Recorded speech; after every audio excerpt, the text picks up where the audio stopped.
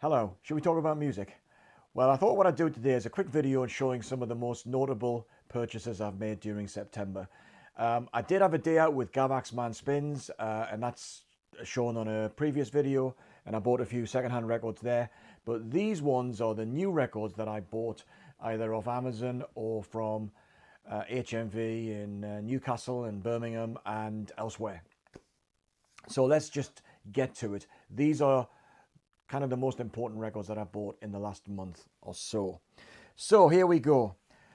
First one is Steven Wilson and the Harmony Codex. I've got all of Steven Wilson's albums. I have been a fan of Porcupine Tree since maybe around about 1990, and I've basically just been buying everything as time's marched on. Now, not everything is equally interesting, but one thing you can say about Steven Wilson, he creates an amazing soundscape for with everything that he does. So it's spectacular. This album is not a great departure from what he's done before, but it leaps out of the speakers. Very broad dynamic range. It sounds absolutely gorgeous. So I've listened to that one once so far, and I'm very, very impressed. So that's Steven Wilson, the Harmony Codex. Let me just get rid of my cup of tea and make sure I don't spill it on my records.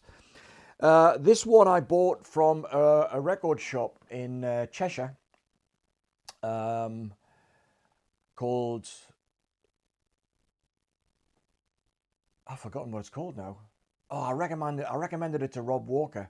I'll put a note in the... actually, I'll put a link to the shop in the description of this video, because I found that he had this small unit on the outskirts of a small village, and he great range, and the prices were really good, including this one. And this one is by a band called Oh Susanna, and it's called Sleepy Little Sailor, and it's the deluxe edition. £5, double LP. There you go. Now, what can I say about Oh Susanna? Well, during the 1990s, I got into what they called the new wave of Americana, and I started buying lots of albums up. And I'm going to do a separate video on Americana in due course. But one of the artists that I did pick up on was Oh Susanna. Now, I've had an album on CD sitting on the shelves for years and years now, and I dip into it very rarely. But this sounded, well, not only just as a bargain for £5, it was kind of interesting as well. Now, this Oh Susanna is a pseudonym or a band name for a singer called... I should know this. I really should know this, but it doesn't really matter. Susie Ungerleider. Susie Ungerleider. Anyway, kind of an Americana in feel, acoustic, folk, country vibe. What an amazing voice. She's got a fantastic voice. It's broad, it's kind of a little bit mainstream, but it's so addiction is almost perfect. The range goes from deep to high, but it's always under control. Anyway, I bought this for the third time. I bought it for £5, and I've played this a few times, and it's just fantastic. Susie's from Canada, I think. So I can't talk about Americana, but there you go. Anyway, I was watching another one of videos of Vinyl Richie, and you know Vinyl Richie's into his punk music, and he's got broader range than that, but he's known for his punk. And I don't know whether it was in the comments on one of his videos or not, but the name of a band called the Toy Dolls came up, and I remember the Toy Dolls because the Toy Dolls were a band from the northeast of England that I used to see fairly frequently back in the 1980s.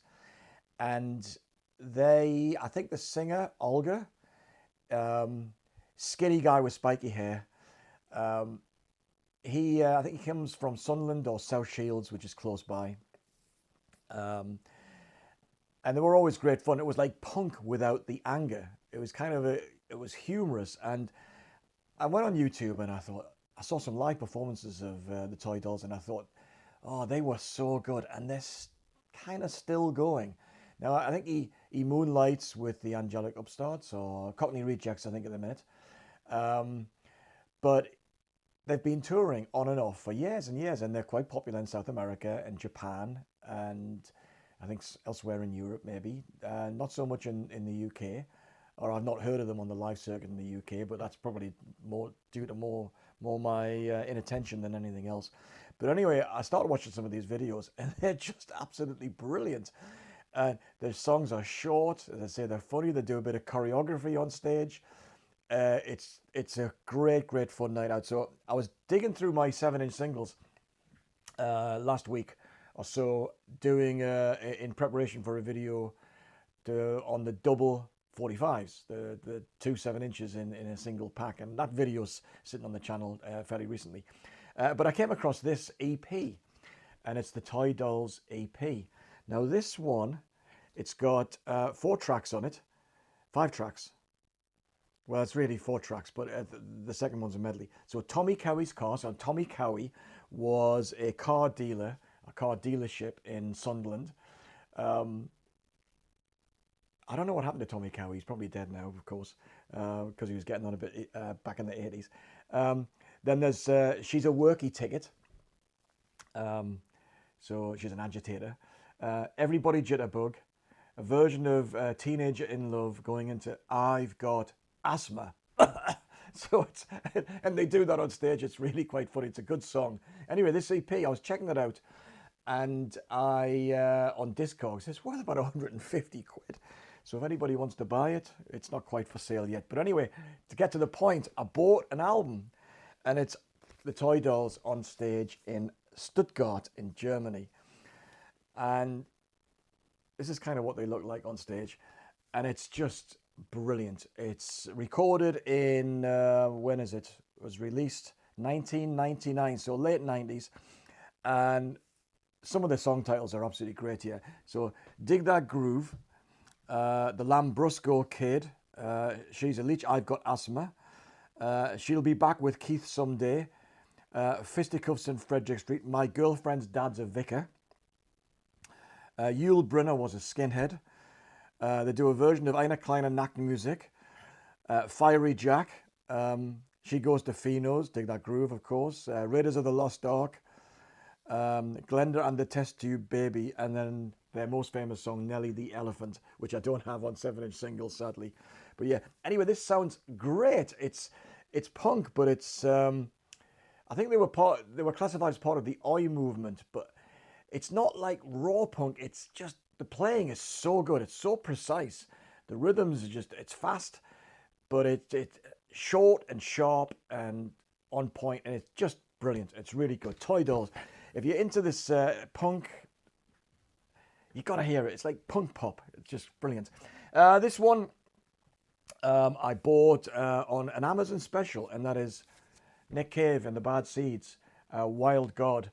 Now, this one is, I've just listened to this one once. It's a bit more lush. His vocals seem to be a little bit deeper in the mix than usual. But I've got to, this is my homework, because I'm off to see Nick Cave in a few weeks' time. The thing about this one, though, is that it comes on this, it's on this clear vinyl. So here we go, nice clear vinyl there. Very nice. Silent background is really good pressing. But the problem you've got is that it's got this heavy-duty cardstock as a sleeve, and once you take the inner sleeve out, you can't get it back in. So I never use these plastic covers. I look after my records. I take them in and out the shelves very carefully. I don't need them. But this one, I can't get it back in the sleeve without risking creasing it and so on and so forth. So it's now in this plastic thing. So yeah, that's the great Nick Cave. Another one I found on my travels to the Northwest was this old soundtrack, which I've yet to listen to, and it's called Ghosts of the Civil Dead. Now, why did I buy this? Cost about a tenner, I think. It's because the music is composed and performed by Nick Cave, Mick Harvey, and Blixa Bargeld. So I'd never heard of this one. So this is a Nick Cave soundtrack before he became noted for doing soundtracks with Warren Ellis. So I'm looking forward to getting into that one. This one I had from the 1980s, and I love this album, but I had it on the single disc, and this is a double disc version of Spike by the Beloved Entertainer, which of course is Elvis Costello. So I haven't cracked this one open yet, but I love this album. It's got some brilliant, brilliant songs on it, including the scathing but gorgeous Tramp the Dirt Down. It's wonderful. And three more. I was watching a video by Brian the Embryonic Robot. I'd made a note to go back and watch his rundown of the best albums from worst to best of King Crimson, because I'm a big King Crimson fan.